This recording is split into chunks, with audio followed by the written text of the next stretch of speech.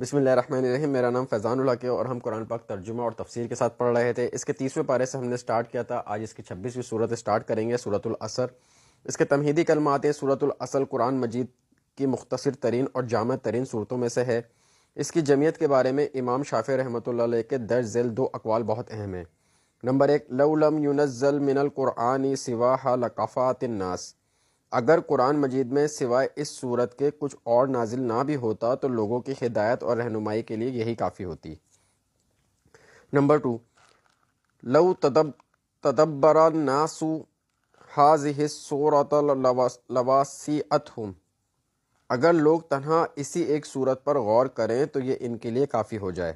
یہ صورت مطالعہ قرآن حکیم کے منتخب نصاب کا نقطہ آغاز ہے۔ یہی ہمارے منتخب نصاب کا پہلا درس سورہ عصر کے بارے میں سے ہے۔ بسم اللہ الرحمن الرحیم۔ والعصر، زمانے کی قسم ہے، یعنی اس حقیقت پر زمانہ گواہ ہے، یہ پوری تاریخ انسانی شاہد ہے کہ یقیناً انسان خسارے میں ہے۔ ان الانسان لفی خسر، یقیناً انسان خسارے میں ہے، یعنی اگلی آیت میں اس نقصان اور خسارے سے بچاؤ کے لیے 4 شرائط بتائی گئی ہیں، لیکن ان میں سے کوئی 1 یا 2 یا 3 شرائط پوری کر دینے سے مذکورہ خسارے سے بچنے کی امید نہیں کی جا سکتی۔ کامیابی کے لیے بہرحال چاروں شرائط پر عمل درآمد ضروری ہے۔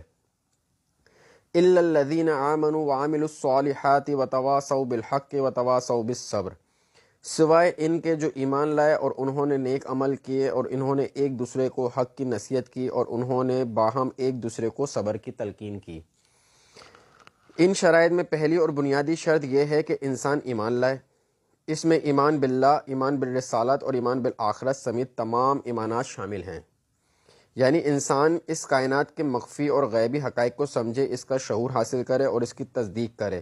ایمان لانے کے بعد دوسری شرط اس ایمان کے عملی تقاضوں کو پورا کرنے سے متعلق ہے، یعنی اگر انسان اللہ پر ایمان رکھتا ہے تو اس کے عمل اور کردار سے ثابت ہونا چاہیے کہ وہ اللہ کا فرما بردار بندہ ہے اور اس کی نافرمانی سے ڈرتا ہے۔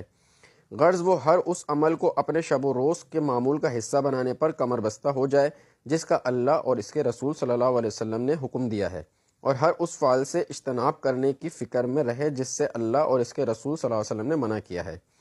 تیسری شرط سواہی بالحق کی ہے، یعنی جس حق کو انسان نے خود قبول کیا ہے اور اپنی عملی زندگی کو اس کے مطابق ڈھالا ہے، اس حق کی تبلیغ و اشاعت کے لیے وہ امر بالمعروف اور نہی عن منکر کا علمبردار بن جائے۔ اس کے بعد چوتھی اور آخری شرط تواصل بالصبر کی ہے، اور یہی تواصل بالحق کا لازم اور منطقی نتیجہ بھی ہے۔ اس کا مطلب یہ ہے کہ اللہ تعالیٰ کا جو بندہ تواصل بالحق کا علم اٹھائے گا،